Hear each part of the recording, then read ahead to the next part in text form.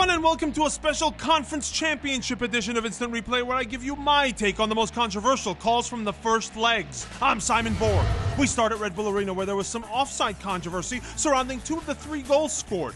First, the New York equalizer in the 27th minute, and we take a closer look at the position of Bradley Wright Phillips, who scored the goal. We freeze it just as Peggy Luyendula takes his follow-up shot, and you see that BWP is at the top of the 6-yard box, behind Jose Gonzalez, and in line with goalkeeper Bobby Shuttleworth.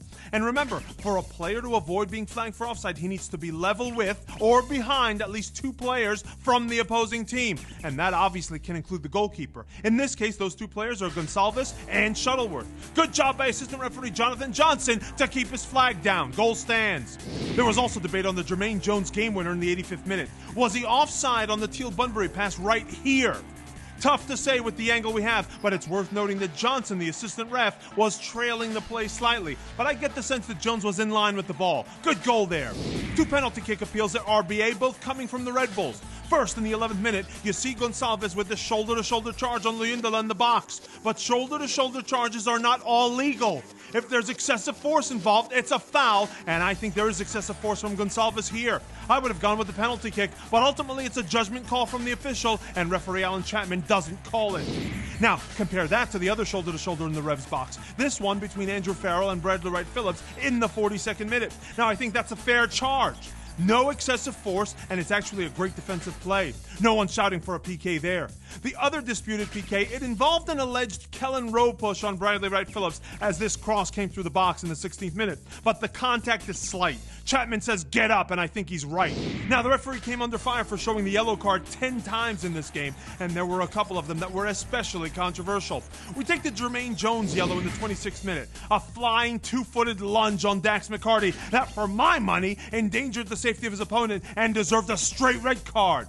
To me, Jones got off easy with just a yellow. And keep in mind, only a minute before, I thought Jones should have already had his name in the book for this late reckless foul on Eric Alexander.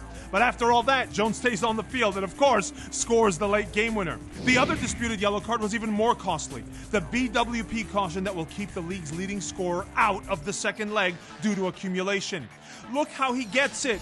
Wright Phillips himself admitted after the match that it was a stupid yellow card, but he also revealed that he wasn't aware that he was on yellow card warning going into the match.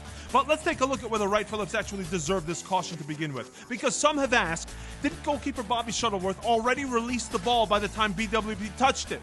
Well, we checked with the professional referee organization, and according to referee guidelines, the goalkeeper is technically in possession of the ball when he's throwing the ball into the air and or distributing the ball with hand or foot. In that situation, the keeper cannot be challenged and the ball cannot be played by an opponent. It's not like Shuttleworth played the ball to Wright Phillips. So the foul is called, the ref got it right, but did the player necessarily deserve a yellow for unsporting behavior? The laws of the game don't mandate the caution. They leave that up to the referee to decide depending on the circumstances. Given he had the option, I thought Chapman could have probably kept it in his pocket. Similar to what we saw in LA, where the Galaxy were wondering how Sounders defender Zach Scott could have possibly escaped a red card. He got a first yellow for a reckless forearm to the face of Robbie Keane in the 38th minute. No doubt about that one. And then Scott probably should have gotten a second yellow in the 60th minute for stopping a promising attack. This foul again coming on Keane. The LA players and coach Bruce Arena are seen here demanding the card, which would have meant a red card and automatic suspension for Scott ahead of the second leg. But it never came. It's interesting to note that Scott was really tempting fate. The final foul in the series? This gratuitous push in the back of Alan Gordon in the 90th minute that earned Scott another talking to, but still no second card. After the match, even Seattle head coach Ziggy Schmidt acknowledged that, quote, "We were fortunate that Zach stayed on the field." But I'm not sure the Galaxy should be complaining too hard. LA center back Omar Gonzalez was on yellow card warning heading into this one, and I think he could have easily seen a caution for this 33rd minute foul that stopped Clint Dempsey's run at goal. A card there would have meant Gonzalez missing the second leg in Seattle next weekend. But while Gonzalez escaped punishment, his teammate Stefan Ishizaki was booked for a very similar foul, also on Dempsey, except this one came 40 yards from goal.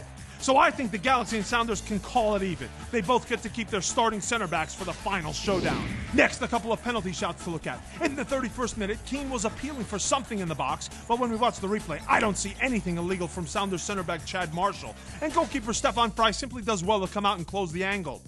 Then in the 54th minute, there was a roar from the Galaxy crowd, which I'm assuming was for a possible handball by Sounders left back Leo Gonzalez. Check the replay for yourself. Nothing doing there. That's all chest.